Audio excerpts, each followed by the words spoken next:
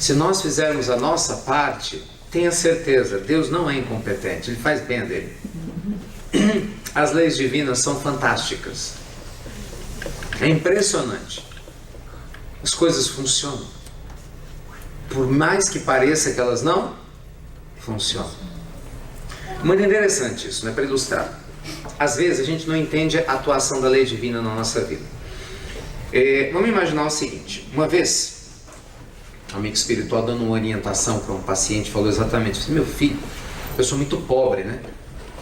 Financeiramente falando. Meu filho, você não pode perder sua... Mas doutor, mas eu tenho que ir lá para aquela fila do SUS que é terrível, porque na matéria está complicado, eu sei. Mas aí é um motivo a mais para você reforçar a sua fé, sua alegria. Mas como que eu vou ficar alegre para a fila do SUS? Assim, tá, e você acha que ficando triste vai ser atendido primeiro? Agora, já te ocorreu que quando você eleva a sua vibração, coincidentemente, talvez a única ficha que vai ser distribuída, talvez venha para você? Que talvez aquele remédio que vai ser dado gratuitamente em termos de amostra grátis, estranhamente, talvez venha para você? Talvez você já perambulou por 2, 3, 4 médicos para tentar achar qual que é o problema físico que você, o seu filho ou sua filha tem. Mas curiosamente, de uma hora para outra, quando você se alinha espiritualmente, de repente aparece o médico certo que faz o diagnóstico certo e você vai fazer o tratamento. A cura não é imediata, mas você está dentro do processo de cura. Porque espiritualmente a gente se abriu para essa cura. Então o Evangelho, meus amigos queridos, nos convida a fazer isso. A gente, vamos voltar lá na história do início, a agirmos com mais consciência do que aquele discípulo. Porque à medida que a gente vai vivendo, a gente não se dá conta de quanta luz a gente vai derramando ao nosso redor, de quantas coisas que a gente vai construindo. Talvez você não se dê conta de quanta luz você está semeando na sua casa. Mesmo com conflito na família, quantas bênçãos, quantas pessoas cresceram, se desenvolveram lá contigo, talvez no seu trabalho. Alguns de nós não conseguem enxergar o valor que tem. A gente vê a escuridão, mas não vê a luz. Isso não é justo. Isso não é correto. Não é correto com Deus em nós. Não duvide de você. É muito bacana a gente ir para uma palestra, mas a luz do outro é do outro, não é sua. A sua luz, ela é sua, ela não é minha.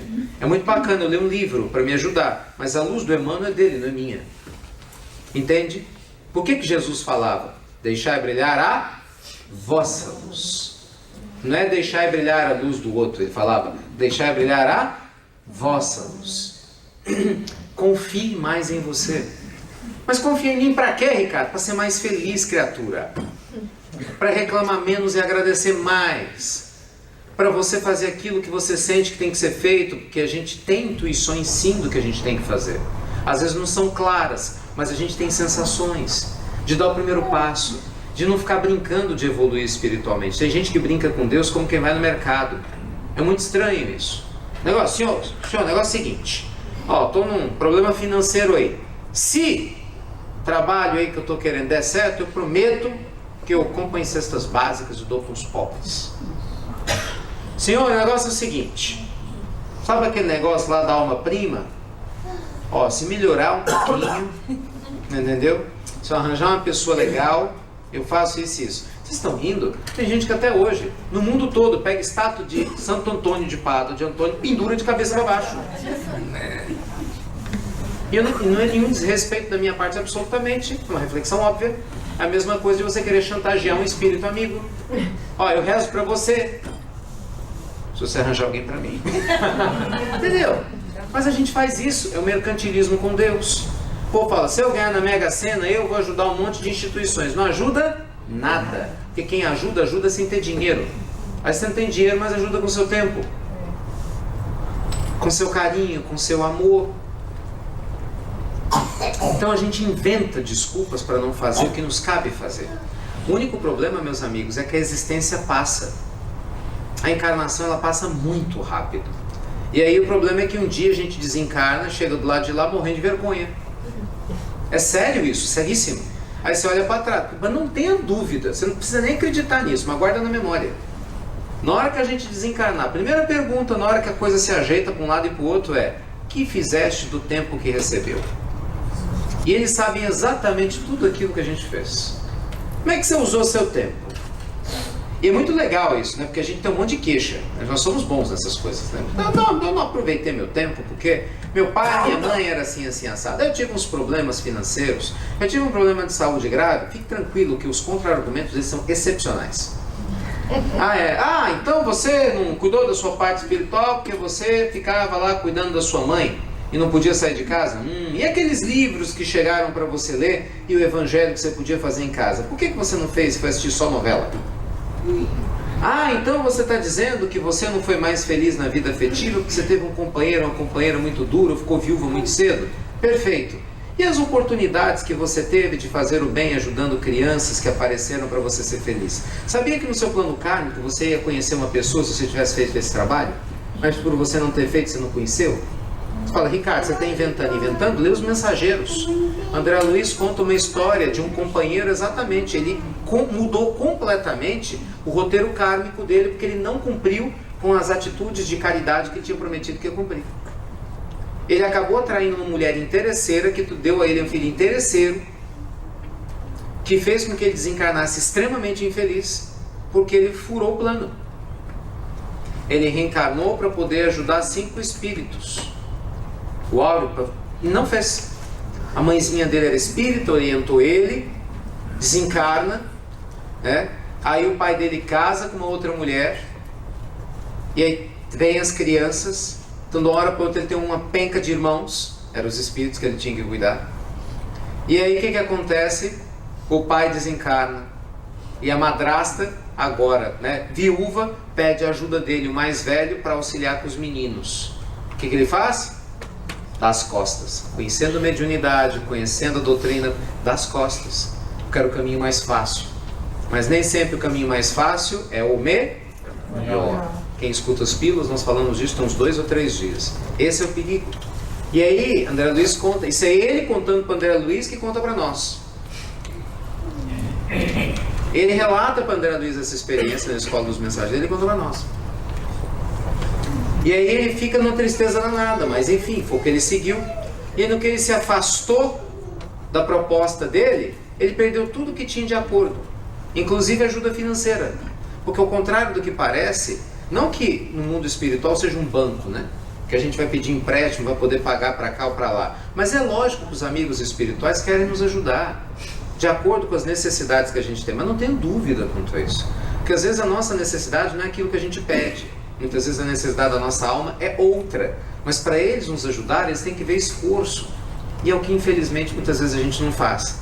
Porque a gente não entende que a vida é um processo. A gente desiste antes. É como se o rapazinho da história, na hora que visse o balde furado, tivesse só andado uma semana e não tivesse ficado um ano todo fazendo o trabalho dele. Então não desista de você. Nunca desista de ser uma pessoa melhor, mais otimista e mais feliz. Mesmo que os dias difíceis venham, eles vão passar. Porque passa. Não desista de um projeto que você acredita nele. Porque, meus amigos, todo projeto grande nasceu pequeno. O Chico ficou 2 anos lá em Pedro Leopoldo fazendo reunião pública para ninguém. O povo passava na rua, a gente teve recentemente lá no Luiz Gonzaga, né? Que foi o centro que ele fundou, que hoje existe, mas também é um museu. E tal, a história é muito lindo isso. Então ele fazia, o salão tá lá, ele fazia reunião pública e o povo passava na rua e olhava para o Chico falando sozinho. Ele viu os espíritos, lógico, mas estava sozinho. Pô, meu Deus, o Chico é tão bonzinho, mas é doidinho. 2 anos. Você ainda muita persistência. Muita persistência. A gente vê trabalhos lindos que começaram o quê? Pequenos. Então não duvide, às vezes a pessoa fala, e quem sou eu? Ué, você é uma pessoa como outra qualquer, cheia de Deus dentro de você, é isso que você é. Cheia de luz. Agora nós estamos prestando atenção na escuridão, outra história, né? Mas cheia de luz. Ah, mas eu estou muito velho. Velho, isso é desculpa de gente preguiçosa. Kardec tinha mais de 50 anos quando codificou a doutrina, mudou a história da humanidade. Albert Einstein trabalhou até os 75 anos e o esplendor dele não foi mais jovem, mas depois dos 50.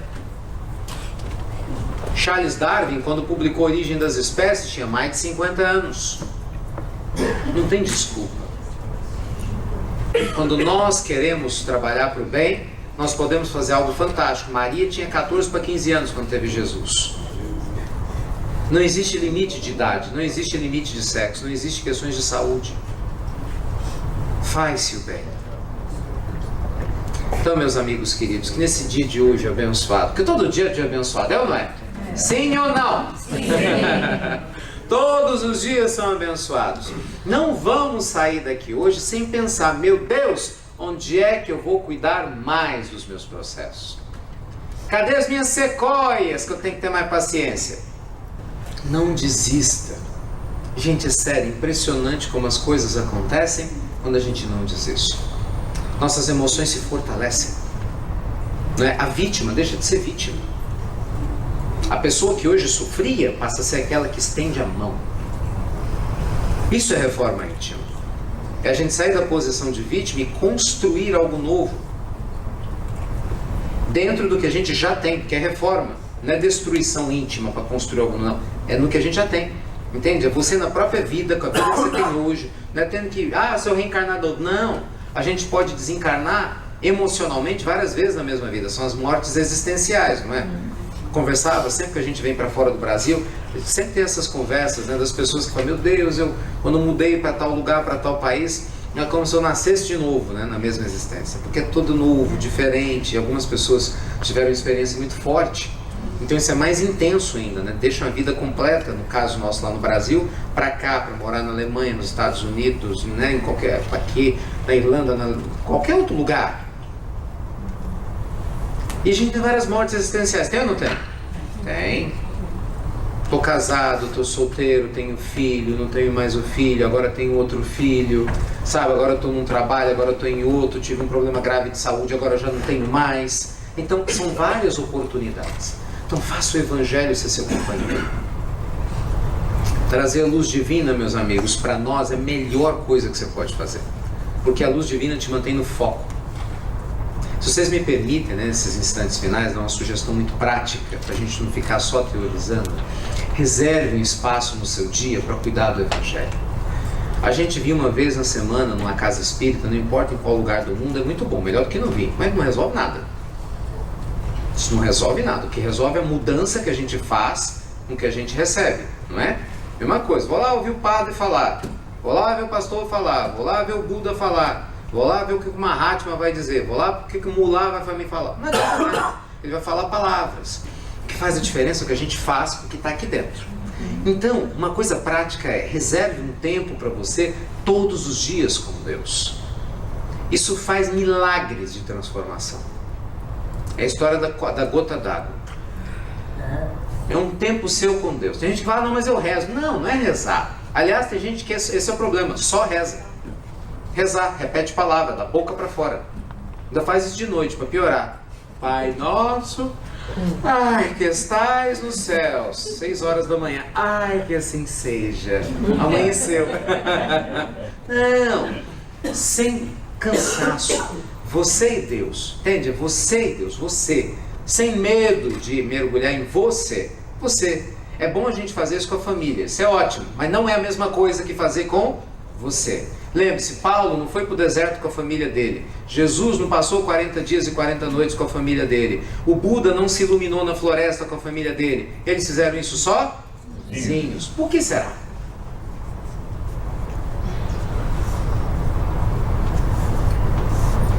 A família nos dá suporte, mas o desafio espiritual ele é individual. Então nós temos um dever com a família, mas muitas pessoas fogem do dever do mergulho íntimo com a justificativa, não, porque eu já rezo em família. Não, uma coisa é uma coisa, outra coisa é outra coisa. O nosso compromisso é conosco, antes de mais nada. Por quê? Quanto mais luz você tem, mais luz você pode doar para a sua família. Então pense nisso. Tem o seu momento com a sua família, mas tem o seu momento com Deus. Você pode meditar nesse seu momento, você pode ler um bom livro, você pode fazer auto-reflexões. A proposta de Santo Agostinho, pergunta 919 do Livro dos Espíritos. Vou fazer um mergulho interno, uma autoanálise. O que foi que eu fiz no meu dia, que bem que eu deixei de fazer, né? Onde é que eu posso melhorar? Meu Deus, minha cabeça está dura ainda nisso. É uma reforma íntima consciente.